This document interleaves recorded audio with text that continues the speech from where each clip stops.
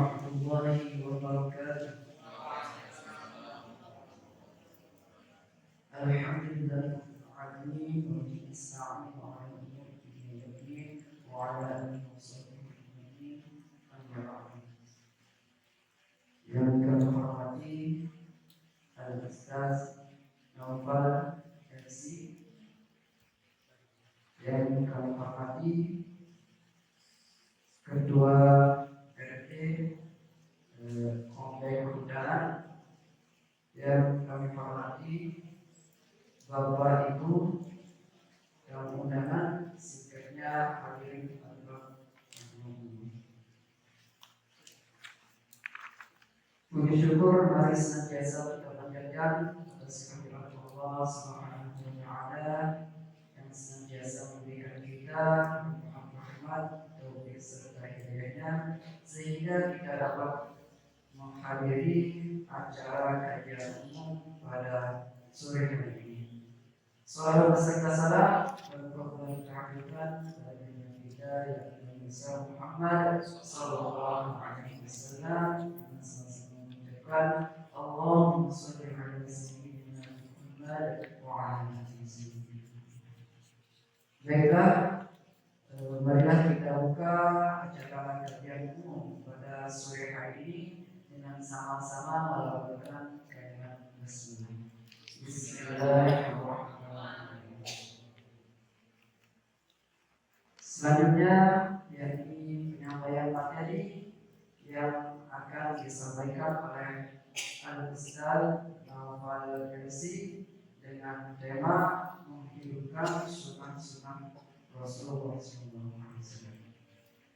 Kepada Al-Ustaz, waktu dan tempat kami persilakan.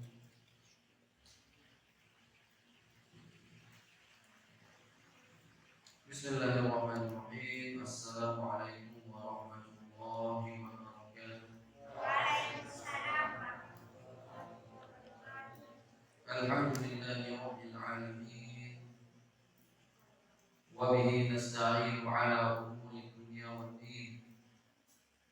Wa asyhadu an la ilaha illallah wahdahu la syarika lahu. Al-malikul haqqul mubin. وأشهد أن محمدا عبده ورسوله الصادق الوعد الأمين. اللهم صل على سيدنا محمد وأشغل الظالمين بالظالمين وأخرجنا من بينهم سالمين ظالمين وعلى آله وصحبه أجمعين. اللهم علمنا ما ينفعنا وانفعنا بما علمتنا وزدنا علما يا أرحم الراحمين. اللهم علمنا الإخلاص ووفقنا للإخلاص واهدنا إلى الإخلاص وارزقنا الإخلاص وثبتنا على الإخلاص وأمتنا على الإخلاص وبعثنا بالإخلاص واحشرنا يا الله مع المخلصين والمخلصين لا إله إلا أنت سبحانك إنا كنا من الظالمين. ربنا اشرح لنا صدورنا ويسر لنا أمورنا واحلل عقدة من ألسنتنا يفقهوا أقوالنا أقوالنا. Bapak Ibu jamaah yang dirahmati Allah Subhanahu wa taala, alhamdulillah. Tentu yang terutama yang mengajak kita semua untuk bersyukur kepada Allah Subhanahu wa taala, bersyukur atas segala nikmat, bersyukur atas segala karunia, nikmat yang tidak terhingga, karunia yang tidak terbatas, nikmat yang bahkan tanpa nikmat Allah Subhanahu wa taala tersebut bisa saja kita hari ini tidak dapat beraktivitas apapun. Maka hakun alaina, maka sudah seharusnya, selayaknya bagi kita semua untuk senantiasa mensyukuri nikmat Allah Subhanahu wa taala. Contoh sederhana nikmat Allah Subhanahu wa taala adalah sistem pernapasan kita. Sekiranya paru-paru dikit. Kita kan ketahui bersama bahwa bernapas kita ini, paru-paru kita kan bekerja secara otomatis. Berbeda dengan tangan kita atau kaki kita. Tangan atau kaki baru akan bergerak jika kita menggerakkan. Diperintah oleh otak kita untuk bergerak, baru dia akan bergerak. Berbeda dengan paru-paru kita, bekerja setiap hari itu tidak didasarkan pada perintah kita, bergerak secara sendiri, otomatis. Maka salah seorang ulama Dr. Abdul Qadir Zainal Al-Hamzah di Yaman, beliau mengatakan sekiranya paru-paru ini baru akan bekerja jika diperintahkan oleh manusia, menghembuskan napas, menghirup udara dan lain sebagainya. Sekiranya pekerjaan itu akan dilakukan berdasarkan pada perintah manusia, sebagaimana kita menggerakkan tangan dan kaki kita, maka tidak akan ada yang kita kerjakan sepanjang hari kecuali hanya bernafas saja. Ampun. Berbahaya kalau kemudian nafas ini, paru-paru ini bergerak didasarkan pada perintah kita, tidak otomatis. Kalau gedung terombok, Pak, kita sudah menghembuskan nafas, apa lupa menghirup nafas. Buat apa kalimat topik? Selesai kita. Apalagi kalau tidur, begitu tidur lupa kita untuk bernafas. Apa yang terjadi? Selesai kita. Tetapi betapa luar biasa rahmat Allah, betapa luar biasa karunia Allah Subhanahu wa taala, semua ini bergerak secara sendiri. Bahkan begitu luar biasanya alat pernapasan kita, hidung, paru-paru dan lain sebagainya, bisa membedakan mana yang dihirup, mana oksigen. Kita dengan kasat mata tidak melihat mana oksigen, mana karbon, mana nitrogen, kita lihat gas. Tetapi bisa Allah bekali sistem pernapasan kita ini menghirup mana yang akan diolah oleh tubuh, kemudian dikeluarkan karbon dari tubuh kita. Masya Allah. Ini semua nikmat Allah Subhanahu wa ta'ala. Dan itu baru satu, baru pernapasan saja. Belum organ tubuh yang lainnya, jantung. Coba jantung itu berdetak berdasarkan perintah kita. Susah itu. Tidak ada yang kita kerjakan kecuali apa? Mengendalikan jantung kita. Belum ginjal, pankreas, itu organ tubuh dalam, organ dalam tubuh. Belum ya. Betapa luar biasa nikmat Allah Subhanahu wa ta'ala. Tetapi betapa kurang ajarnya hamba. Sudah sedemikian rupa Allah karuniakan nikmat kepada dirinya, nikmat tersebut dia gunakan untuk bermaksiat kepada Allah Subhanahu wa ta'ala yang telah memberikannya nikmat tersebut. Maka dia sering menyampaikan, sekiranya usia kita itu dibatasi pada kesolehan kita, dibatasi pada ketaatan kita kepada Allah Subhanahu wa ta'ala. Artinya setiap kali kita bermaksiat kepada Allah, hilang nikmat Allah dari diri kita. Lalu ada yang dinara sahur sejenuh, Pak, mati, habis gitu. Kenapa? Kalau kita mau jujur pada diri kita, kadang mohon maaf, kita ini sombong jadi hamba. Mohon maaf, amal sedikit laganya udah masuk surga. Amal sedikit laganya udah masuk surga. Kadang amal sedikit mengambil peran penjaga surga. Banyak baik mengambil peran penjaga surga. Maka sebelum kita banyak menuntut hak kepada Allah Subhanahu wa ta'ala, banyak menuntut rezeki kepada Allah Subhanahu wa ta'ala, tahap pertama yang harus kita sadar diri. Mohon kepada Allah Subhanahu wa ta'ala agar Allah untuk memaksimalkan setiap nikmat yang telah diberikannya untuk taat kepada-Nya Subhanahu wa taala. Karena sebaik-baik cara bersyukur kepada Allah Subhanahu wa taala adalah dengan menggunakan seluruh nikmat yang telah diberikan untuk taat kepada yang memberikan nikmat tersebut, yaitu Allah Subhanahu wa taala. Dan inilah yang dicontohkan oleh Sayyidina wa Habibina Rasulullah sallallahu alaihi wasallam tatkala beliau sholat malam. Dan ini barangkali selalu saya sampaikan setiap pertemuan. Sudah berapa kali yang di sini. Rasul sallallahu alaihi wasallam sosok yang telah dijamin masuk surga. Bahkan surga tidak akan dibuka sebelum beliau alaihi salatu wasallam yang mengetuk dulu pintu surga. Ketika mengetuk pintu surga ditanya sama malaikat penjaga surga, siapa yang mengetuk pintu? Maka Sayyidina Rasulullah sallallahu alaihi wasallam menjawab, ana Muhammad. Maka malaikat Ridwan penjaga surga mengatakan, untuk inilah aku diperintahkan. Maksudnya apa? Menunggu dulu baginda Rasul alaihi salatu wasallam mengetuk pintu surga, barulah orang-orang boleh masuk ke dalam Rasul. Sosok yang tidak mungkin masuk neraka, berdosa saja tidak pernah alaihi salatu wasallam. Tetapi dalam hadis disebutkan di dalam Riyadhus Shalihin, sholat malamnya satu rakaatnya beliau membaca surah Al-Baqarah. Al-Baqarah saja sudah 2,5 juz. Di Islamic Center tarawih itu berapa ya? 1 juz, itu pun dibagi menjadi 20 rakaat. 20 rakaat ya? 1 juz.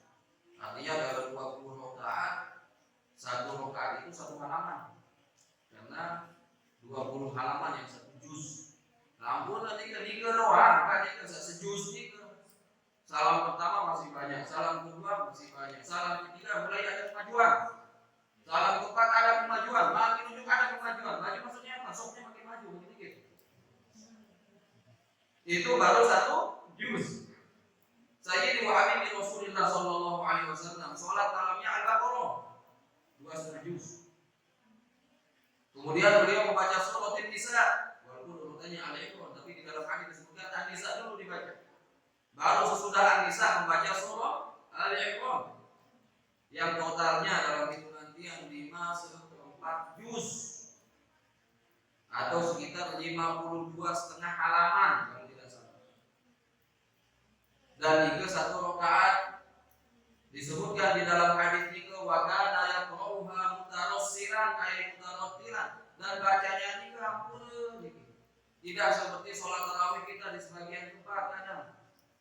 Ya, diseleksi dulu kira-kira mau tarawih kemana nih, siapa yang jadi imam, Ustaz Bulan, baru tarawihnya dikembali, gak sekarang bismillah aja wala dolin. Bentar lagi kita puasa. Ngampun nanti nilai masih kodein dan masih di rumah kita lihat dulu siapa yang jadi imam, Ustaz Bulan, kita tarawih di sini kenapa itu bismillah dolin. Cepat selesai. Rasul 5/4 juz. Wa kana yaqra'uha mutarassilan, dan beliau bacanya mutarassilan ay mutarattilan, tartil. Nabi maksudnya tartil niki gambarannya kita bisa membedakan huruf per huruf dari yang dibaca. 5/4 juz dibaca secara tartil. Dan tidaklah beliau melewati ayat-ayat tasbih kecuali pasti bertasbih. Tidak melewati ayat istighfar, beliau beristighfar. Melewati ayat surga, minta surga. Melewati ayat neraka, berlindung dari neraka. Jadi selain Al-Quran, beliau berpikir. Ditambah baca pelan 5/4 juz. Begitu ruku, Hudzaifah bin Yaman meriwayatkan, rukunya ini hampir sama lamanya dengan berdirinya. Iktidalnya hampir sama lamanya dengan rukunya. Sujudnya hampir sama lamanya dengan iktidalnya. Kita hitung secara kasar dengan jamaah yang di rumah, alhamdulillah yang punya majelis punya surga. Kita hitung kurang lebih hitungan kasarnya setelah didiskon banyak ayat, banyak juz atau banyak halaman. Kurang lebih seperti seseorang yang membaca 16 juz 1 rakaatnya. Sholat malam sebagaimana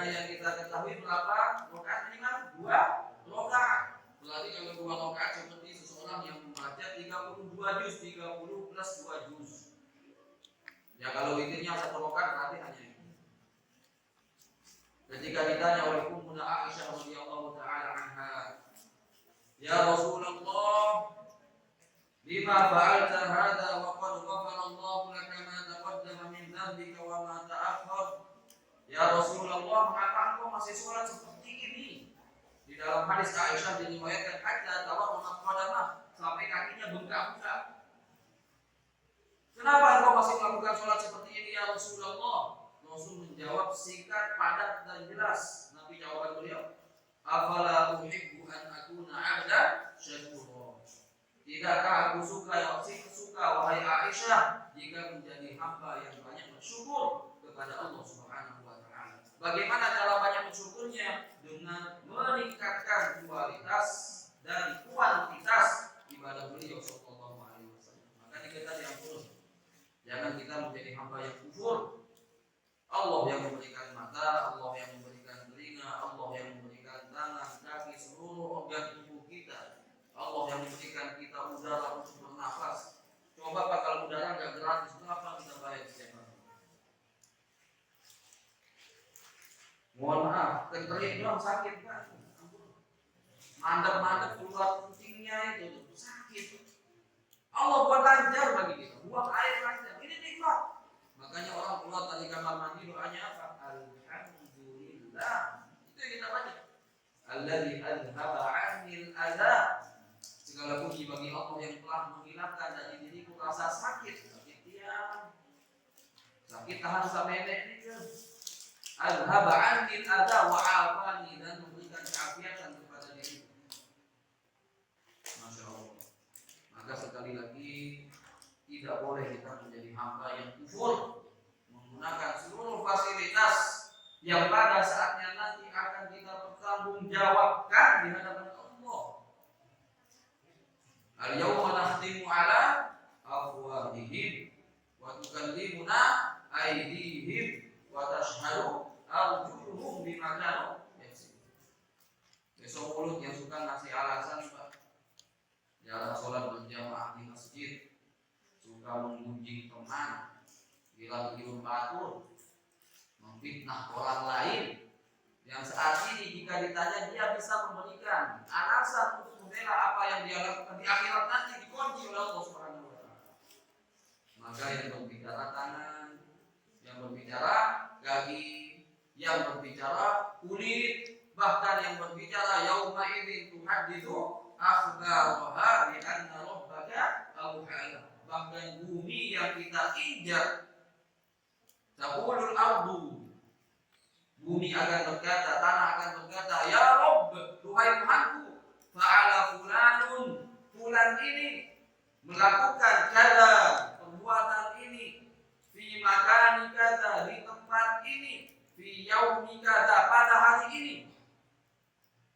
Maka bagaimana mungkin kita merasa aman dari bermaksiat kepada Allah Subhanahu wa taala, sedangkan bumi yang di atasnya kita melakukan kemaksiatan akan memberikan kesaksian akan kemaksiatan yang kita lakukan di atasnya kepada Allah Subhanahu wa taala.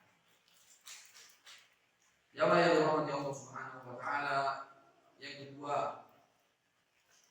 salah satu nikmat paling besar, nikmat yang wajib kita syukuri, nikmat yang tidak ada bandingnya. Allah Subhanahu wa taala telah memilih kita, memilih orang tua kita, dan semoga menetapkan hati anak keturunan kita menjadi umat Sayyidina Muhammadin sallallahu alaihi wasallam. Ya Rabb, nikmat yang tidak ada bandingannya. Cuma kadang kita jadi umat baginda Rasul alaihi salatu wasallam jika menyadari sedikit cita-cita Nabi yang mana dirahmati Allah Subhanahu wa taala. Hanya satu harapan terbesar Nabi, apa itu? Bagaimana agar sebanyak-banyaknya umat beliau berkumpul di dalam surga Allah Subhanahu wa taala.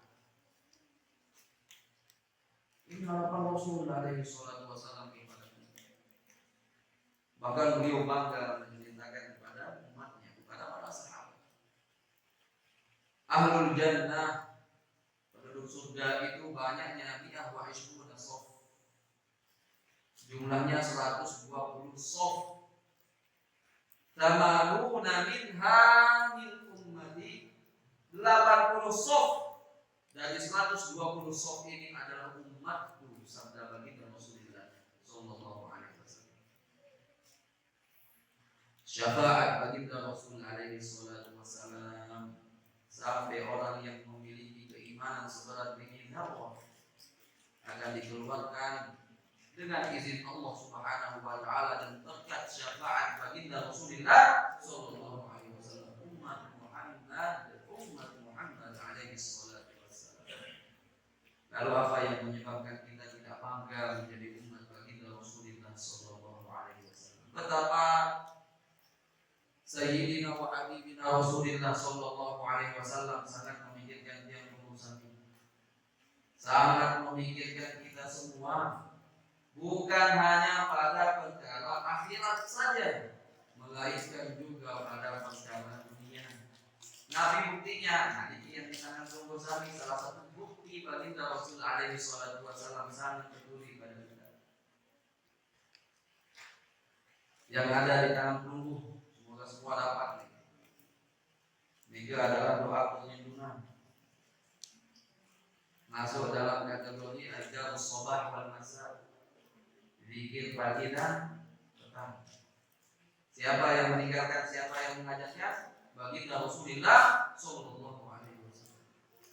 Kenapa dia katakan ini menjadi bukti kasih sayang Rasul sallallahu alaihi wasallam kepada kita? Kalau kita lihat jamaah yang dirahmati Allah Subhanahu wa taala. Kalau kita pelajari semua isi dari zikir pagi dan petang ini, semuanya kebaikannya untuk orang yang membaca. Sebelum obat corona ini ditemukan, jamaah yang dirahmati Allah Subhanahu wa taala, Rasul sudah mengajarkan kita berakal. Rasul sudah mengajarkan kita pelindung. Nabi melalui doa-doa yang diajarkan oleh beliau sallallahu alaihi wasallam. Kurang-kurang Nabi dan Nabi kepentingan. Apa kepentingan beliau meninggalkan bagi kita sunnah-sunnah beliau dikit pagi dan petang? Tidak ada hukumnya kembali kepada Nabi, tidak ada. Nabi sudah jelas masuk surga. Pimpinan ahli surga yang membuka pintu surga Rasul alaihi salatu wasallam. Tidak ada kepentingan beliau meninggalkan kita dikit pagi dan petang. Tidak ada. Tetapi karena sayangnya pada kita alaihi salatu wasallam, maka beliau meninggalkan bagi kita dikit pagi dan petang. Kenapa? Beliau tahu bahwa otak akal manusia terbatas. Beliau tahu bahwa ilmu pengetahuan manusia terbatas. Dia tidak tahu apa yang akan dihadapi di depannya. Dia tidak tahu apa bahaya yang menantinya. Dia tidak tahu apa celaka yang menunggunya. Maka Rasul mengajarkan kepada kita untuk memohon kepada yang Maha Mengetahui, Allah Subhanahu wa taala, agar melindungi kita dari berbagai macam bahaya yang barangkali sedang menanti di hadapan kita. Kita nggak tahu. Menunggu sami yang terberikan, kita tidak ada yang ada.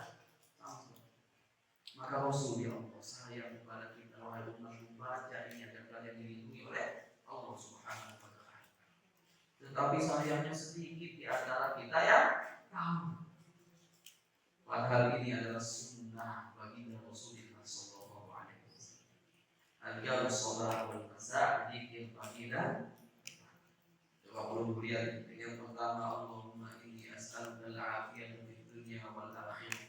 Allahumma inni as'aluka al-afwa wal afiyata fi dini wa dunyaya wa ahli wa mali. Kalau kita baca maknanya, bukan hanya artinya, makna yang terkandung di dalamnya betapa luar biasa. Alhamdulillah kalau diri jamaah sebelum dia mulai pengajian, karena dia sudah bagikan sekian lama, kita selalu bikin sama-sama, kita baca sama-sama, bikin sama-sama tak apa-apa. Imam Nawawi bilang baca Quran sama-sama aja tidak apa-apa, di dalam kitab Al-Qiyah Nabi lagi bikin dia ngajak bikin sama-sama dengan harapan dia mereka jamaah hafal. Sehingga Nabi tidak butuh kertas lagi. Juga ini pesan dia untuk kita semua. Kertas ini mudah lupa di dalam kantong ini untuk umum lah. Masuk ke dalam mesin cuci, rusak hilang. Sama seperti kasusnya Imam Al-Ghazali alaihi rahmatullah pulang menuntut ilmu bawa kitab dua gerobak berjikat dicegat sama begal. Begal yang dicegat. Apa kata Imam Ghazali? Jamaah-jamaah kami tidak berdiri, begal tiang sila tidak berdiri kekepen benang. Sudahlah jangan begal saya nggak punya apa-apa. Apa kata begal ini? Nah itu yang di belakang kamu dua gerobak. Apa kata Imam Ghazali? Udah ini nggak penting bagi anda. Kenapa? Semua isinya kitab ini. Ketawa perampok ini. Apa dia bilang? Ini berarti ilmu, dia ini ilmu saya. Nah kalau saya curi semua kitab ini berarti ilmu hilang. Imam Ghazali baru sadar, benar juga kata begal ini. Makanya apa kita Rasulullah SAW bersabda al-hikmatu dhalatul mu'min aina wajadha fahuwa haqqu. Hikmah kebaikan itu adalah hak milik kaum muslimin. Dimanapun pada dari siapapun dia dengar kebaikan itu dia berhak untuk mengambil. Nah ini hikmah yang terucap dari seorang begal. Maka Imam Ghazali pulang ke rumahnya dihafal semua kitab itu, jadilah beliau imam besar. Menghafal semua kitab sampai dibilang hujjatul Islam. Maka agak sayang kalau kita menemukan sementara orang yang melemahkan, yang menganggap rendah Imam Al-Ghazali alaihi rahmatullah.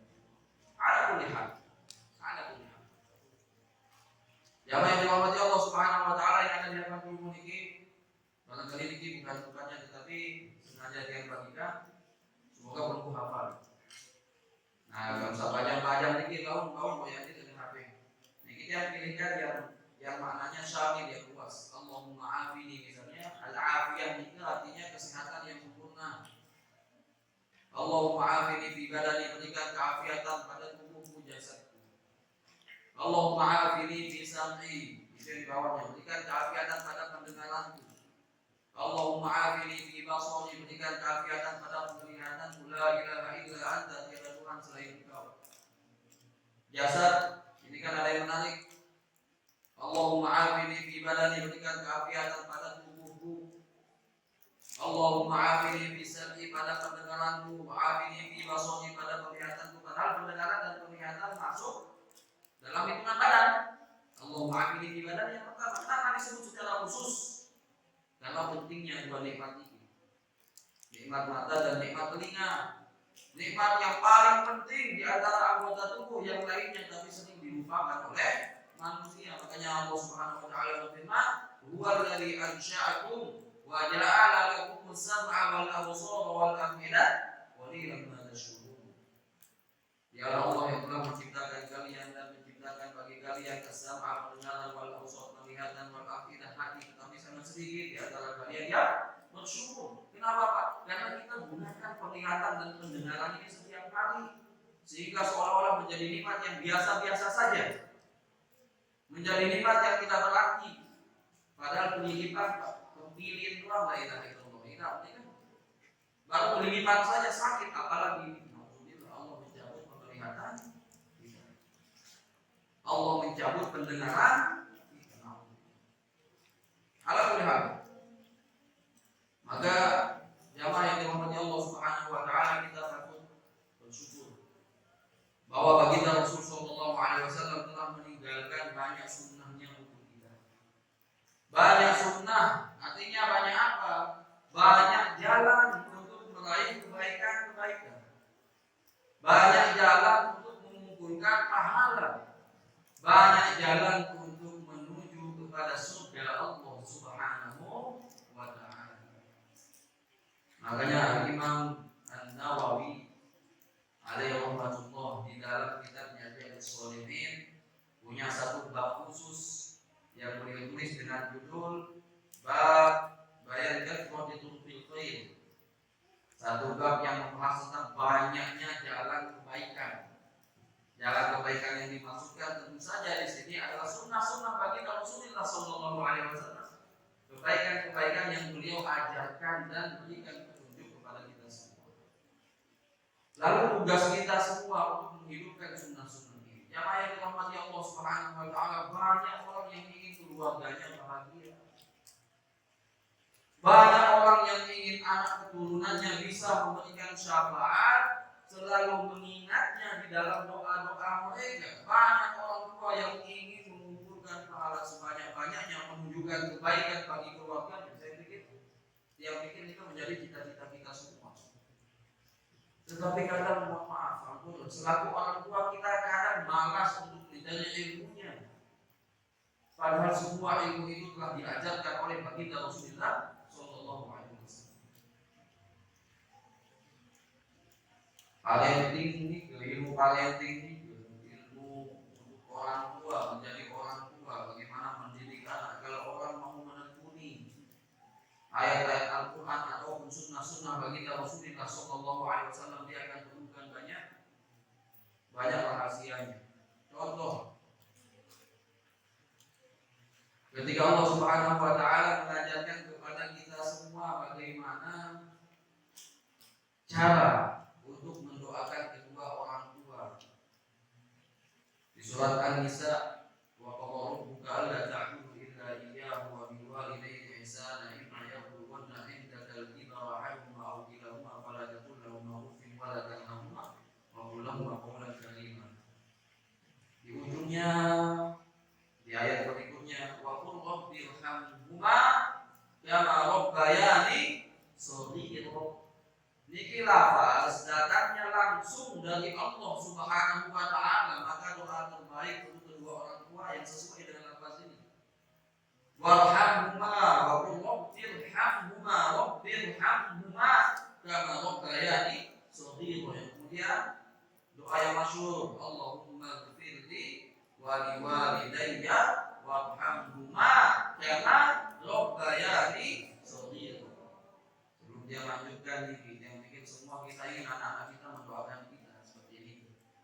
Sabun yang sampaikan di sini, anak-anak ini kan harapan kita sesudah mati, jamaah yang dirahmati Allah Subhanahu Wa Taala, bukan harapan di dunia saja. Kalau harapan membahagiakan kita di dunia, ya sampai berapa lama sih bisa membahagiakan kita? Wa ibsatoa dan na'udzubillah, semoga Allah melindungi kita merupakan si penyakit stroke. Bagaimana bisa membahagiakan orang tua yang barangkali dididik, dijaga, dirawat sebatas itu, tetapi begitu meninggal dunia, penting tahu baca penting Pak, tidak bisa membaca Al-Fatihah, tidak bisa memanjatkan doa untuk kedua orang tuanya. Betapa ruginya kita tidak mendidik mereka dulu. Tidak terasa Pak yang seperti itu saat ini.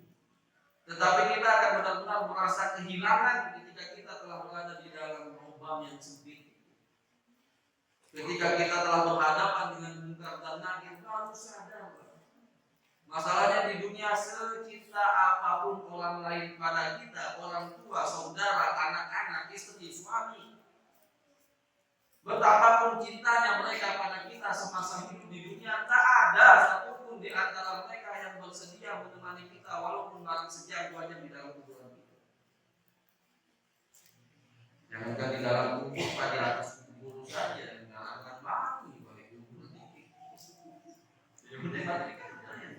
Lagi-lagi dia takut di dalam. Saya takut, jangan-jangan. Setunah Nabi pun kita, sesayang apapun kita pada orang tua. Dan sesayang apapun anak-anak kita pada kita, sama. Tidak ada yang mau menemani kita di dalam kubur, sama. Sebagaimana kita pun tidak mau menemani orang tua kita di dalam kubur. Lalu apa yang kita harapkan? Nah ini tadi, Allahumma ighfirli wa liwalidayya warhamhuma kama rabbayani shaghīran. Itu yang kita harapkan. Coba lihat doa yang diajarkan oleh Allah. Wa qul, dan katakanlah wahai Muhammad, Rabbirhamhuma, ajarkan dan katakan, Rabbirhamhuma, duhai Tuhanku, sayangilah keduanya, irhamhuma kama rabbayani shaghīran, sebagaimana mereka berdua mendidikku semasa kecil. Jadi hikmahnya di sini, jamaah yang dirahmati Allah Subhanahu Wa Taala, Nabi yang membuat seorang anak itu harus mendoakan kedua orang tuanya. Apa yang membuat seorang anak harus mendoakan kedua orang tuanya? Kalau kita lihat di dalam ayat ini, duhai Tuhanku, kasihilah keduanya sebagaimana mereka mendidikku semasa kecil. Jadi yang membuat seorang anak mendoakan kita itu sebagai ungkapan rasa syukur terima kasihnya karena kita telah mendidik mereka semasa kecil. Pendidikan macam apa jamaah yang dirahmati Allah Subhanahu wa taala yang sebelumnya Allah sebut. Wa qala rabbuka alla ta'budu illa iyyahu wa bil walidayni ihsana. Pendidikan yang mengarahkan anak-anak kita untuk mengesahkan Allah Subhanahu wa taala dan pendidikan yang mengarahkan mereka untuk apa? Memuliakan kedua orang tua. Pendidikan macam itu. Jadi mohon maaf, ini barangkali kenapa yang disampaikan dulu, tapi tidak apa-apa untuk ingat. Jangan hanya bercita-cita anak-anak kita menjadi sukses dunia kaya raya saja, Pak Rugi gitu pun. Karena betapa banyak anak yang sukses, yang kaya raya ini dengan alasan sukses dan kaya rayanya lah kemudian dia tidak sempat menengok orang tuanya. Barang-barang 10 menit, 5 menit. Ketika diajak nak mari datangi kami, mari kunjungi kami, kami sudah rindu padamu. Maaf ya, maaf bu, kenapa sibuk? Karena ada janji bisnis, janji perdagangan, mau ke sini, mau ke sana. Bagaimana kalau saya kirimkan uang yang kita butuhkan masa tua, bukan uang Pak. Kasih sayang, perhatian anak-anak. Ambulan ini biar menjadi kesadaran kita semua. Pendidikan. Makanya di akhirat dalam hadis Rasulullah SAW nanti seorang anak akan memakaikan kedua orang tuanya mahkota dari cahaya, akan mengenakan jubah dari cahaya untuk kedua orang tua. Imam Nawawi dan Muhammad Jabbar siapa namanya? Syarahnya itu. Tapi beliau mengatakan kenapa? Karena orang tua ini bisa memfasilitasi anak-anaknya untuk bisa membaca Al-Quran. Maaf, jadi jangan dunia-dunia saja, Pak. Bukan begitu sunnah Rasulullah Sallallahu Alaihi Wasallam. Dunia ini kita jadikan, Pak. Ibu, biasa kenapa ibu yang biasanya intens di rumah.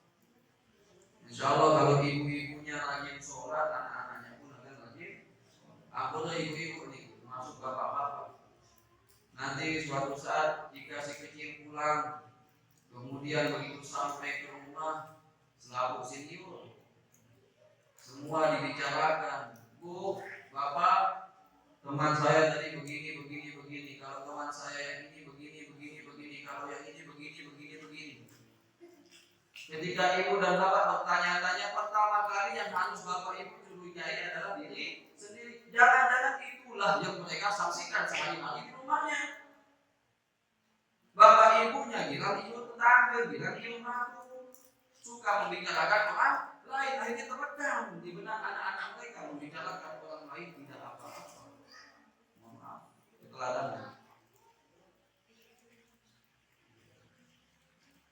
Maka sekali lagi, jika kita benar-benar begini keadaan kita ya, ada ungkapan di dalam bahasa Arab, syai' la yu'ti. Sesuatu yang seseorang yang tidak memiliki sesuatu tidak mungkin dia akan memberikan kepada orang lain. Orang tua yang tidak punya modal ilmu agama, apa yang akan dia berikan kepada anaknya? Kadang mohon maaf nih, dia belakangan sering membahas masalah hati. Kadang kita jadi hamba sombongnya tinggi, sudah merasa beragama, berilmu, sudah mumpuni banyak, padahal kalau kita mau jujur pada diri sendiri enggak seberapa ilmu kita. Sudah ilmu sedikit memilih debat-debat dokter. Allah, Anda belajar baca dulu, perbaiki saja dulu diri sendiri, tingkatkan kompetensi diri. Kalau orang yang sudah tingkat kompetensinya tinggi dalam agama, dia tidak akan suka untuk marah. Kenapa? Rasul menjamin. Nah ini sunnah Rasul juga. Rasul menjamin apa? Ana za'imun bi baitin fi aku menjamin satu rumah di surga yang paling bawah. Yang paling bawah surga, mau paling bawah masuk surga. Aku menjamin satu posisi rumah di posisi surga yang paling bawah. Bagi siapa? Liman tarokal miro awal kana muhiqqo, bagi orang-orang yang meninggalkan perdebatan walaupun dia berada pada posisi yang benar. Ini kadang-kadang kita jauh dari sunnah Rasul Shallallahu Alaihi Wasallam, sehingga banyak masalah yang timbul, tentang masalah sosial, tentang masalah keluarga dan lain sebagainya. Jamaah yang dirahmati Allah Subhanahu Wa Taala, maka mari kita kembali mempelajari yang pertama. Yang pertama mempelajari dulu, hadiri kajian ilmu, majelis-majelis taklim sebanyak-banyaknya. Ulama mengatakan ilmu idza a'taita kullaka, jika engkau memberikan seluruh dirimu, hartamu, waktumu, kesempatanmu untuk ilmu, garis baru, ilmu baru hanya akan memberikan setengahnya saja. Kita memberikan semua harta, tenaga, waktu, semua untuk ilmu baru akan memberikan setengahnya saja. Apalagi ada pengajian sekali sebulan sampai alasan, pengajian sekali seminggu ya sampai alasan. Padahal kadang-kadang ya kita tidak menjustifikasi memponis orang. Kita mengatakan diri sibuk, ternyata sibuknya itu lebih banyak waktunya untuk buka HP. Mending bukanya ceramah bermanfaat, ya bagus. Cuma kadang bukanya tidak bermanfaat. Tidak bermanfaat di dunia dan akhirat. Maka untuk menghidupkan sunnah-sunnah baginda Rasul Shallallahu Alaihi Wasallam, yang pertama pelajari dulu sebanyak-banyaknya. Hadiri majelis-majelis ilmu. Ilmu ini luas, banyak rahasia yang kita temukan. Dari sana kemudian ketika kita mendapatkan satu sunnah baginda Rasul Shallallahu Alaihi Wasallam, berusaha betul kita laksanakan. Kenapa? Karena ditanya juga besok kita sama Allah Subhanahu Wa Taala, wa an ilmihi hal 'amila bihi, tentang ilmunya apakah dia mengamalkannya atau tidak. Kalau begitu saya nggak nuntut ilmu saja Ustaz, biar tidak ditanya. Ya ditanya juga, kenapa tidak nuntut ilmu, itu saja. Dan begini Pak, kadang orang-orang yang berilmu niki, dia tahu kalau boleh kita katakan akses cepatnya, jalan tikus menuju surga Allah Subhanahu Wa Taala. Kalau boleh kita ibaratkan seperti itu. Kenapa? Karena orang-orang yang berilmu, orang-orang yang rajin menuntut ilmu, dia tahu amal-amal sederhana tapi pahalanya luar biasa. Sehingga orang yang jarang menuntut ilmu untuk mengumpulkan suatu pahala tertentu, dia butuh waktu 10 tahun. Orang yang berilmu hanya butuh waktu berapa saja, berapa waktu saja. Kenapa? Dia tahu ilmunya. Contohnya, ini sunnah Rasul Shallallahu Alaihi Wasallam yang banyak ditinggalkan. Kenapa? Karena banyaknya fasilitas yang melenakan. Nah, dia nggak tahu mungkin nggak bagi penunggu ini untuk melakukan. Tapi itu baginda Rasul Alaihi Wasallam bersabda, "Man ghassala yawmal jum'ati wa bitasan wa badkara wa badakar wa masya wa lam yarkab wa dana minal imami wasdama'a wa ansot." Barang siapa yang mandi pada hari Jumat, ghassala wa bitasan. Nah, ini bagi ibu-ibu, ingatkan bapak-bapaknya, anak-anaknya di rumah. Sunnah yang banyak di sini. Barang siapa yang mandi pada hari Jumat, mandinya itu sifatnya seperti mandi wajib, mandi bersih kalau bahasa ibu-ibu. Semua anggota tubuh kita dari ujung rambut sampai ujung kaki kena air persis, seperti mandi junub, mandi bersih atau mandi besar sama. Mandi besar, wajib besar. Baik karena sebab ataupun karena tanpa sebab. Nah, kalau sebab ini kan semua sudah paham dari dewasa gitu, seperti Nabi sebabnya. Kata ulama, inilah hadis yang paling kuat tentang malam Jumat ini. Karena malam Jumat orang mati yang putih, gitu. Ada yang putih.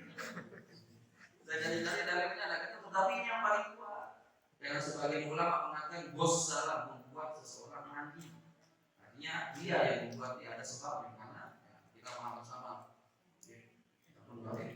Dengan paham, dengan paham.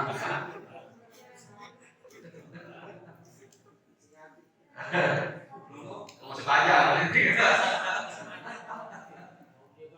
Oh, udah baik. Man ghassala wa ghtasal, barang siapa yang mandi, wa bakkara wa badakar, dan dia bersegera pergi ke masjid sholat Jumat. Wa masya wa lam yarkab. Nah ini memang tatarannya cukup berat. Wa masya, dan dia berjalan kaki, wa lam yarkab, dan tidak berkendara. Nah, kalau Rasul hanya menyampaikan alaihi salatu wassalam wa masya saja, jalan kaki, barangkali ada kemungkinan dikiaskan dengan menggunakan kendaraan. Nanti barangkali kalau Syekh Utsaimin dalam salah Riyadhus Shalihin, orang jalan kaki setiap langkahnya dihitung ke masjid. Kalau pakai kendaraan setiap putaran rodanya, kata Syekh Utsaimin. Bagaimana Allah menghargai? Cuma di dalam hadis ini jelas Rasul menampakkan wa masya, dia berjalan kaki, walau yang dan tidak berkendara. Pada tanah berarti lama ini. Jalan kaki, dan ini sunnah yang katakan sendiri. Wa masya walau yang wa dana minal imam, lalu mengambil posisi duduk itu di dekat imam. Jika ada mohon maaf, khilafus sunnah, menyelisih sunnah Rasul sallallahu alaihi wasallam. Kadang merasa tidak enak atau barangkali dia menganggap beginilah tawadhu, salah tawadhu itu. Karena merasa diri rendah hati, akhirnya mengambil posisi belakang. Kita lau aliman nas ma fi shafil awal, sekiranya manusia mengetahui apa yang ada di saf pertama, la atauhu walau habwa, maka mereka akan menuju ke saf pertama ini walaupun dengan cara berangkat. Saya banyak nampak karena keutamaan yang luar biasa di saf-saf pertama, termasuk saat sholat Jumat. Ibu-ibu ingatkan ini, anak-anak dan bapaknya. Wadana minal imam, mengambil posisi di dekat imam. Wa ansota wastama', lalu dia diam dan menyimak apa yang disampaikan oleh khatib. Bukan menyimak terlalu khusyuk.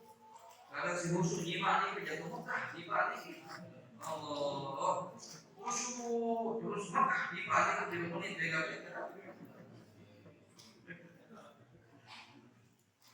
Wastama', dia ansot, dia diam. Wastama', dia menyimak.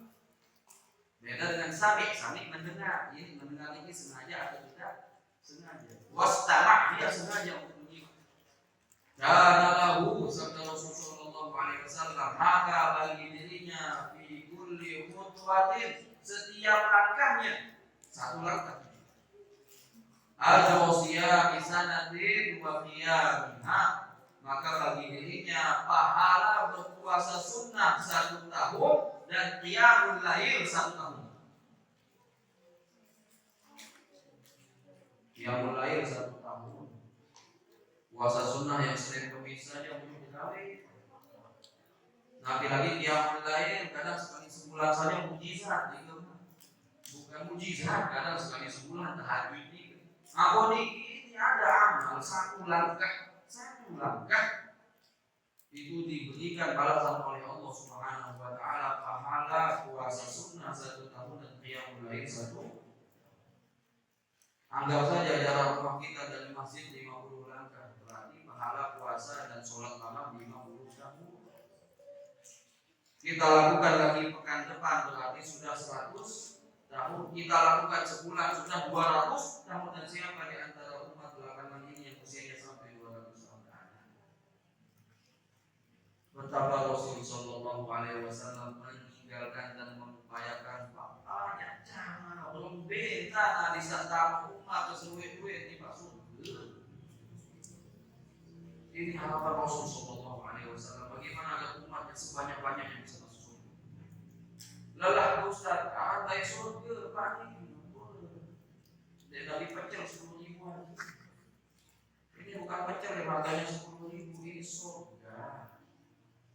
Mohon maaf, harga tanah kalau di sini berapa? Kapling itu 185 sebulan.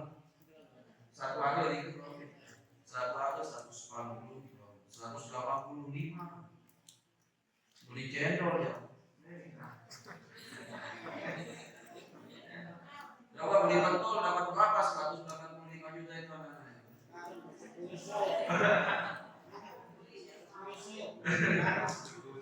Kalau beli channel, mono kita apa di channel ini kan 125 juta aja. Mau paling. Subhanallah. Apa nih kan ada di dunia apa nih kan? Dia bisa itu nikah 80 haji pati murah lalu pati murah tiap hari Ustaz. Kalau di sampingnya bisa turun ini berapa 80 harga? Wah, betul Ustaz. Kalau yang di sampingnya saya turun kan di pengaruh kilometer.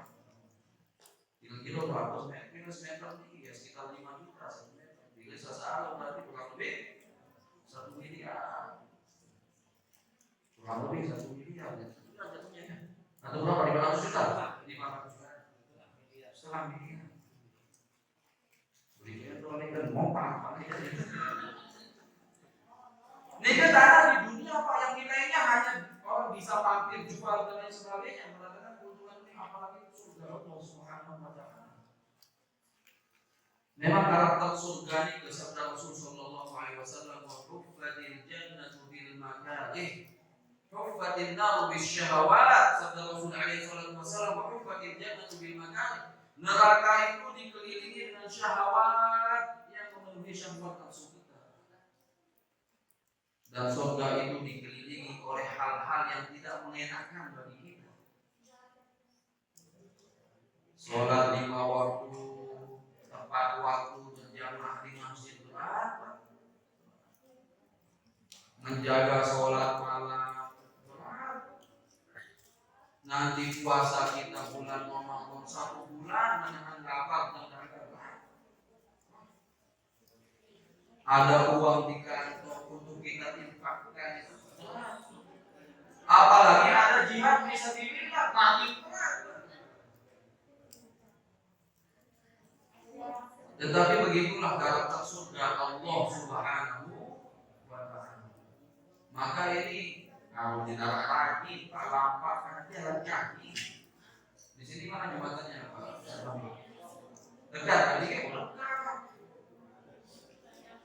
Nah, kalau dulu barangkali Nabi lagi dulu yang saja yang masih kecil sekitar 20-25 tahun yang lalu. Kalau kita Jumatan ini kayak selama kita dihukum ya. Ya barangkali karena tawafud ya. Sekarang tawafin ini apa namanya? Tersedia banyak alat-alat kendaraan fasilitas. Jadi membuat kita malas. Maka menghidupkan sunnah baginda Rasul Sallallahu Alaihi Wasallam sesungguhnya menuntut kita kepada jannah, menuntut kita kepada surga Allah Subhanahu wa Ta'ala. Termasuk Nabi pada bulan Rajab makin tinggi. Ini kita banyak puasa sunnah. Memang tidak ada dalil yang menguatkan ibadah tertentu pada bulan Rajab. Makanya Al-Asqalani mengatakan tidak ada satupun dalil yang menguatkan ibadah tertentu pada bulan Rajab. Dulu kan tersebar banyak informasi puasa pada hari pertama bulan Rajab sekian tahun dan lain sebagainya. Tidak ada dasarnya. Tetapi bulan Rajab ini bulan yang mulia, itu tidak bisa dibantah. Salah satu di antara bulan-bulan haram. Arba'atul Hurum, Dzulqa'dah, Dzulhijjah, Muharram, Rajab. Fala tadhlimu fihinna anfusakum. Jangan sekali-kali kalian menzalimi diri kalian pada bulan-bulan haram. Ibu.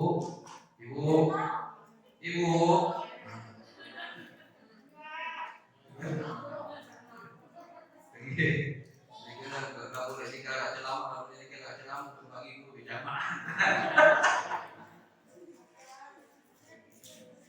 Jadi kita ada pada bulan-bulan haram yang pahala dari ibadah kita dilipat gandakan nilainya oleh Allah Subhanahu wa Ta'ala. Termasuk ini yang patut kita waspadai, dosa pun dilipat gandakan dosanya nilainya oleh Allah Subhanahu wa Ta'ala. Ini bulan haram. Alhamdulillah, maka perbanyak ibadah kita, kurangi dosa kita ya, kurangi dosa setiap hari, terutama di bulan-bulan haram ini. Ini sunnah Rasul Sallallahu Alaihi Wasallam. Dan masih banyak lagi sunnah-sunnah yang lainnya Tetapi karena ini permasalahan yang pertama tadi, karena kita apa? Jarang menuntut ilmu, jarang mempelajari, sehingga kita tidak tahu banyak sunnah-sunnah baginda Rasulullah Sallallahu Alaihi Wasallam. Nabi lagi contoh sunnah Rasul Sallallahu Alaihi Wasallam yang pahalanya besar luar biasa. Di antara sunnah Rasul Sallallahu Alaihi Wasallam yang pahalanya begitu besar luar biasa adalah apa? Membantu orang lain. Jadi bukan hanya sebatas sunnah karena Rasul memerintahkan kita, tetapi wajib jatuhnya karena apa itu kita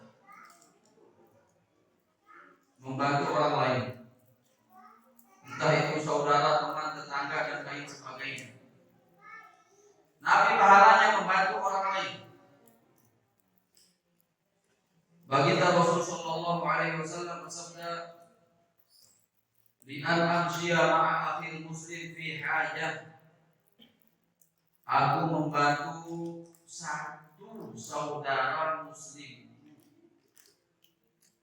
untuk menuntaskan satu hajat keperluannya. Jauh lebih aku sukai daripada beriktikaf di masjidku, di Masjid Nabawi syahron, 1 bulan. Begini, membantu orang lain ini tidak menjadi sesuatu yang spesial untuk Nabi saja, tidak. Membantu orang lain ini bisa dilakukan Nabi alaihi salatu wasallam dan bisa dilakukan oleh kita. Tetapi iktikafnya Nabi tidak ada yang bisa berjalan. Kata para ulama, ada 3 hal yang meningkatkan kualitas ibadah kita. Yang pertama karena orang meningkatkan kualitas ibadah. Yang pertama karena tokoh orang yang melakukan. Contohnya doanya Nabi dengan doa kita beda kualitasnya. Doanya tuan guru, ustaz dengan doanya kita beda kualitasnya. Maka salah satu sunnah Rasul Sallallahu Alaihi Wasallam, sunnah yang diajarkan, yang ditinggalkan, yang dikuatkan oleh Rasul Sallallahu Alaihi Wasallam, meminta doa kepada orang-orang yang soleh yang masih hidup. Ini semua sepakat ulama, tidak ada perbedaan pendapat. Jadi kadang yang kita lakukan, mohon maaf, Anas bin Malik radhiyallahu taala anhu. Anas ini menjadi orang yang kaya raya, orang yang panjang umurnya lebih dari 100 tahun dan memiliki keturunan yang banyak. Ada yang menyebutkan jumlah anak cucunya itu sampai 100 orang. Ya udah kadang-kadang dia sendiri belum tentu suki, dia mau doa 100 anak cucunya, selalu tahajud, selalu dengan Allahumma firli itu dari luar biasa. Kok bisa? Nah ini parenting juga. Ini orang tua ini orang tua. Kok bisa Anas bin Malik itu menjadi sosok Anas bin Malik yang kaya raya, panjang usia, banyak anak keturunannya? Apa sebabnya? Nah, ini ada sejarahnya yang bisa kita ikuti. Ketika baginda Rasul alaihi salatu wasallam sampai di kota Madinah, para sahabat Ansor berlomba-lomba untuk memuliakan baginda Rasul Sallallahu Alaihi Wasallam, mempersembahkan apa yang mereka miliki untuk Rasul Sallallahu Alaihi Wasallam. Tapi ada seorang janda nih, Ummu Sulaim radhiyallahu taala anha. Janda nah, udah anak si bapak.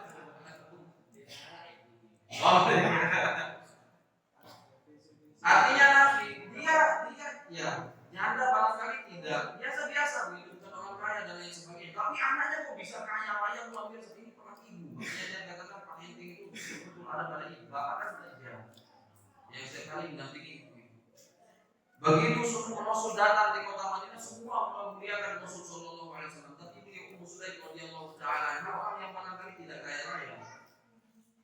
Dan beliau tidak mempunyai sesuatu yang dipersembahkan, bisa beliau persembahkan untuk baginda Rasul Sallallahu Alaihi Wasallam. Tapi luar biasanya ibu yang cerdas, beliau membawa anaknya yang masih kecil usia 10 tahun dan mengatakan kepada Rasul sallallahu alaihi wasallam, "Ya Rasulullah, hada ibni ghulamun labibun, khudhu khadiman lak." Ya Rasulullah, ini anakku usia 10 tahun, anak yang cerdas dan bisa menulis surat ibu. Padahal saat itu orang membaca dan menulis sangat sedikit yang bisa. Usia 10 tahun sudah bisa membaca dan menulis, ibunya yang bilang, "Ini anakku, seorang anak yang cerdas ya Rasulullah, jadikan dia pembantu ya Rasulullah." Allah. Jadi pembantu, jadi keset Nabi saja kita lihat. Kesetnya Nabi alaihi salatu wasallam, para sahabat berlomba-lomba menunggu budaknya Rasul sallallahu alaihi wasallam. Ketika Rasul cukur rambutnya, para sahabat berebutan mengambil rambut baginda Rasulullah sallallahu alaihi wasallam. Bekas minumnya, para sahabat berlomba-lomba. Dia bekas minum dia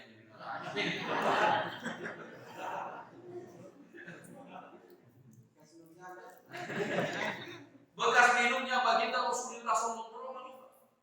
Lah niki ampun, bukan jadi pembantu baginda Rasul sallallahu alaihi wasallam. Dan Anas berbangga, anak qadim Rasulullah sallallahu alaihi wasallam. Aku ini pembantu Rasulullah sallallahu alaihi wasallam. Nanti yang sampaikan. Lalu Ummu Sulaim radhiyallahu taala mengatakan, "Ya Rasulullah, ud'ullah lahu." Ya Rasulullah, doakan dia kepada Allah Subhanahu wa taala. Maka Rasul pun mendoakan Anas bin Malik, semoga Allah memberkahi usianya, memberkahi hartanya, memberkahi anak keturunannya.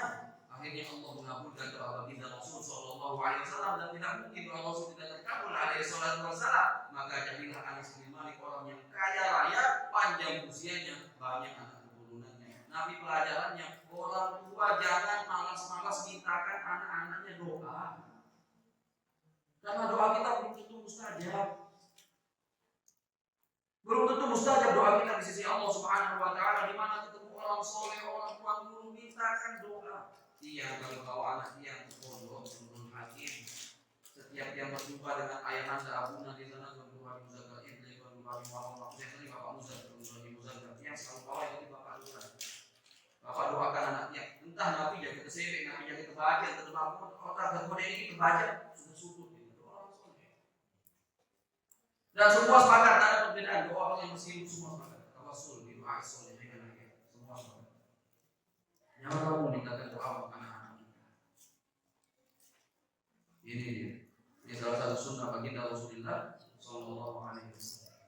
Yang ingin saya sampaikan kembali, tadi membantu orang lain. Rasul sallallahu alaihi wasallam yang katakan membantu orang lain bisa kita semua, setiap Rasul bisa. Tetapi etikafnya Nabi tidak ada yang bisa kejar.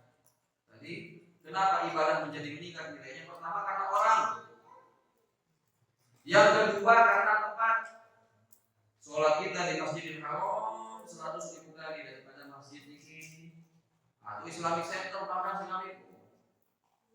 Sekali kita sholat di Masjidil Haram sama artinya kita sholat 100.000 kali di Islamic Center. Karena orang karena tempat. Sekali kita sholat di Masjid Nabawi 1000 kali di tempat yang lain.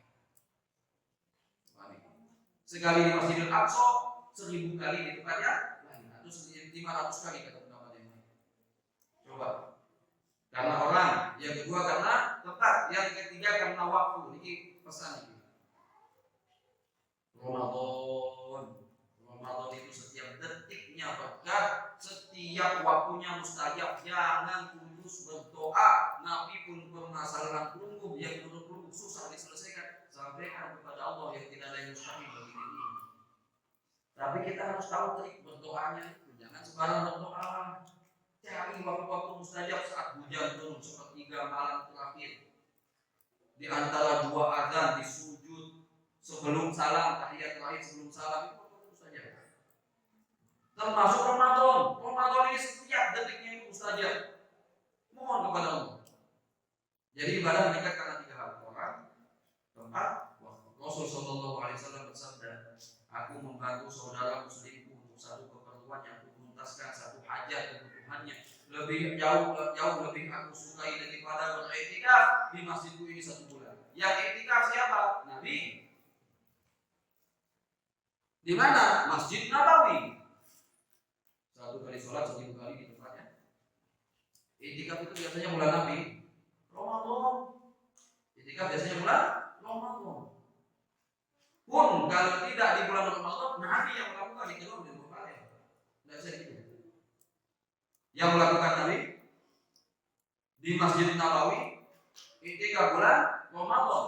Imam An-Nawawi kata Ibnu Rajab Al-Hanbali, sekali kita mengucapkan subhanallah di bulan Ramadan sama halnya kita mengucapkan 1000 kali subhanallah di bulan. Yang ketika Nabi di Masjid Nabawi bulan Ramadan ketika biasanya berapa hari? 10 malam. Rasul mengatakan sebulan penuh aku membantu saudara muslimku jauh lebih aku sukai daripada beriktikaf di masjidku ini 1 bulan penuh. Yang melakukan Nabi di Masjid Nabawi bulan Ramadan 1 bulan penuh. Rasul masih lebih suka membantu orang lain. Yang kadang kita nggak apa-apa. Jangan pelit membantu orang lain. Ini sunnah Rasul yang banyak ditinggalkan. Negara kita nggak bantu menyakiti dia. Agama kita ini kalau kaitannya dengan orang lain pahalanya meningkat. Seolah-olah agama kita ini datang. Memang bukan seolah-olah lagi. Rahmatan lil alamin. Kalau hubungannya dengan orang makanya Ibnu Rajab Al-Hanbali mengatakan mana yang lebih utama seseorang yang berpuasa sunnah atau mengajar. Maka Ibnu Rajab yang paling bagus. Ibnu Rajab mengatakan kalau orang puasa sunnah kemudian dia mengajar akan menjadi lemah, tidak kuat, ilmunya tidak akan semaksimal dia tidak puasa sunnah, maka lebih baik dia tidak puasa sunnah. Kenapa? Karena puasa sunnah ini kebaikannya kembali kepada diri sendiri, mengajar kebaikannya akan kembali kepada orang lain. Tapi jangan jadikan alasan malas puasa sunnah. Paling bagus puasa sunnah dan mengajar, itu paling bagus. Nah yang kita sampaikan, jika kebaikannya kembali kepada orang lain, pahalanya akan lebih besar. Maka jika kita menzolimi orang lain, pahalanya, dosanya akan berjauh lebih besar. Yang terakhir jamaah, kita baca pertanyaan sebagian pertanyaan. Yang terakhir, ini yang kita sampaikan, jangan pernah merasa aman dari neraka Allah Subhanahu wa Ta'ala. Jamaah-jamaah titik kajuman, titik sombong, jadi panjang. Betul. Karena tidak dibetulkan, tak betul. Jangan sombong jadi hamba Allah Subhanahu wa Ta'ala, dan kita tidak punya hak untuk sombong. Kenapa? Ini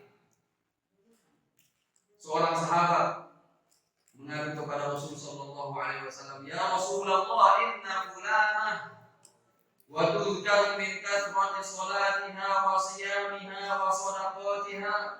Ya Rasulullah, sesungguhnya fulanah ini, fulanah perempuan ini, tapi tidak menutup kemungkinan juga laki-laki. Ya Rasulullah, sesungguhnya fulanah banyak puasanya, kuat sholatnya, tidak terbatas sedekahnya. Dan tiga-tiganya ini merupakan nama pintu surga. Ada pintu surga namanya babus sholat, orang yang rajin sholat. Ada namanya babus sodaqah, orang yang rajin bersedekah. Ada namanya babul wajian, ini untuk orang-orang yang rajin puasa. Wanita ini melakukan 3 amal ini. Waktu kalau minta semuanya siyamiha, banyak waktu kalau minta semuanya sholatiha, banyak berpuasa, kuat sholatnya, banyak sedekahnya. Sahabat ini menambahkan, wayro annaha tu'ti jiranaha bilisaniha. Akan tetapi ya Rasulullah, dia sering menyakiti tetangganya dengan lidahnya. Dia sering menyakiti tetangganya dengan lidahnya. Maka Rasul sallallahu alaihi wasallam hanya menjawab dengan 3 kata, singkat, padat dan jelas. Nabi, hiya finnar, dia ada di dalam neraka. Jadi jangan pernah merasa aman dari neraka Allah Subhanahu wa Ta'ala. Yang kedua di dalam hadis Bukhari, ketika nanti kita melewati jembatan Sirat, luar biasa jembatan Sirat ini tajam seperti bulu yang dipecah itu, tajam luar biasa, alaihi kalali, pada seperti panci di sampingnya yang kemudian bisa merobek. Kemudian ada yang orang-orang Allah selamatkan, selamat dia. Disebutkan di dalam hadis 3, hatta idza ra'au annahum qad najaw fi ikhwanihim Tatkala mereka mendapatkan diri mereka selamat di antara teman-teman mereka, artinya ada yang tidak selamat. Tatkala mereka mendapatkan dirinya selamat di antara teman-teman mereka, maka dia berkata kepada Allah Subhanahu wa taala, "Ya Rabb, duhai Tuhan, ikhwanuna, saudara-saudara kami dulu di dunia, teman-teman kami di dunia, kanu yusalluna ma'ana, mereka dulu sholat bersama kami, wa yasumuna ma'ana, mereka berpuasa bersama kami, wa ya'maluna ma'ana, dan mereka beramal bersama kami, ya Rabb." Tetapi di mana mereka? Di dalam neraka Allah Subhanahu wa taala. Tetapi untungnya orang-orang niki sama sini hidup berbaduran enggak dengan baju.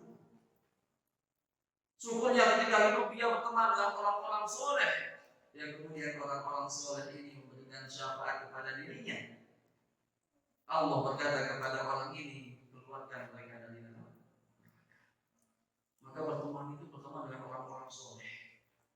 Bahkan dia katakan kepadanya, maaf ya, kalau berteman dengan orang-orang soleh itu berteman sampai pada tahap buat mereka merasa berat untuk tidak menyolatkan jenazah. Dia kalau tidak sholatkan jenazah kita itu berat hatinya. Ada. Kalau kita semakin dekat, berat sekali kita tidak sholatkan jenazah. Kenapa? Ada peluang syafaat. Jika disolatkan oleh 40 orang yang tidak menyebutkan Allah Subhanahu wa taala, dia akan mendapatkan syafaat. Namun terbaturan kajian nanti pacu ya Allah. Apa kata orang-orang yang tidak? Ini tafsirnya Ali bin Abi Thalib radhiyallahu taala. Kalau orang-orang yang tidak benar, teman bersahabatnya tidak benar, suka memuji orang, suka memfitnah orang, suka mengambil hak orang, menzalimi orang lain. Wahai mati batu berjuru apa dia minta kepada Allah? Ya Allah, jangan buat dia mati kecuali seperti kondisi dia mati dalam kekufuran dan ingkar kepadanya. Ini tinggal kita pilih saja. Ini kan sunnah yang kita lupakan bersama dengan orang-orang soleh. Dan jika kita tidak merasa aman dari neraka Allah Subhanahu wa taala, maka jangan terlalu cepat menilai orang lain. Kita yang enggak benar-benar juga, Pak.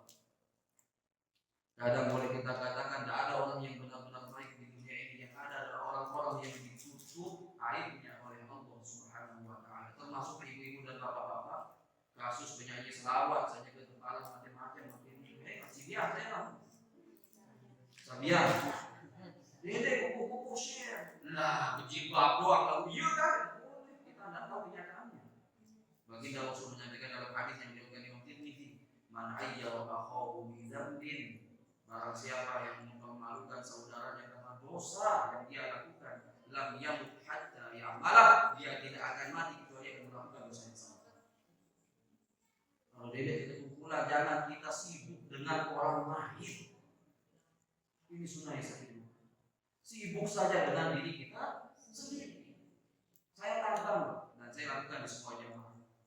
Coba tes sekali waktu sebelum tidur, kan ambil buku, ambil pulpen, list apa amal soleh yang sudah kita lakukan hari ini. Mulai dari tahajud, apakah kita lakukan apa tidak, sholat sunnah fajar sebelum subuh kita lakukan apa tidak, subuh kita tepat waktu berjamaah apa tidak, duha kita lakukan apa tidak, tilawah kita lakukan apa tidak, sholat qobliyah zuhud yang tepat waktu apa tidak, ba'diyah dan sebagainya. Kalau kadang nih kena malu kita nggak baik-baik juga, Pak. Maka jangan sibuk menilai orang. Apalagi aku ini kadang sudah melihat merasa tinggi, lebih tinggi dari orang. Baru kita kenal 1-2 sunnah sudah merasa orang ini berbahaya. Subhanallah. Hati-hati, kita tidak menjustifikasi. Hati-hati ada unsur kesombongan di dalam hati kita. Sombong itu membakar amal kita seperti api yang membakar. Maka ini juga sunnah yang dalam dilakukan apa hasil untuk satu bulan hasan dan amal. Selalu introspeksi nilai diri dulu sebelum menilai orang. Bahkan jangan pernah menilai orang. Kalau ada yang kita anggap kemungkaran, kasih tahu baik-baik. Kalau dia terima, alhamdulillah. Kalau tidak, ya sudah.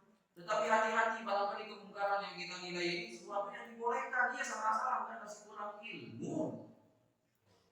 Karena ilmu kita kurang, sehingga sesuatu yang kita tidak tahu ini menjadi salah. Padahal bukan salah, tapi karena kita tidak tahu, agak pelajar.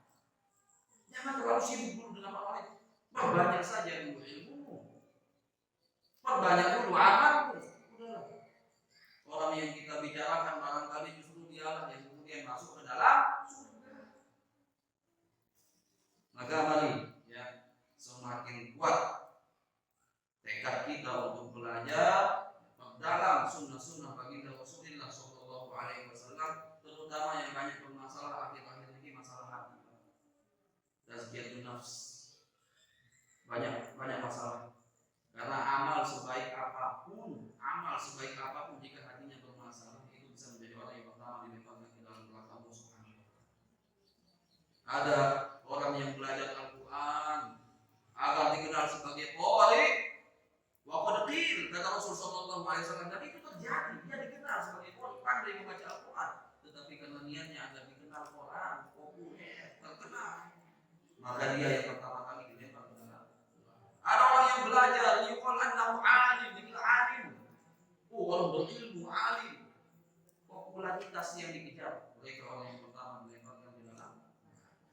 Liyuqal annahu jawad, dikira dermawan, dia bersedekah, dia dikira dermawan, dan terjadi dikenal sebagai orang dermawan, tapi karena niatnya untuk popularitas, dia yang pertama kali dilemparkan ke dalam.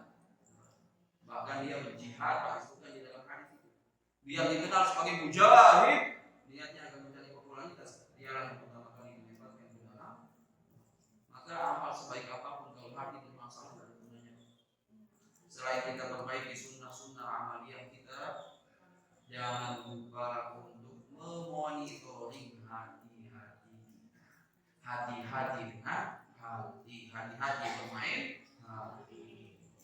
Nah, ini barangkali yang bisa saya sampaikan.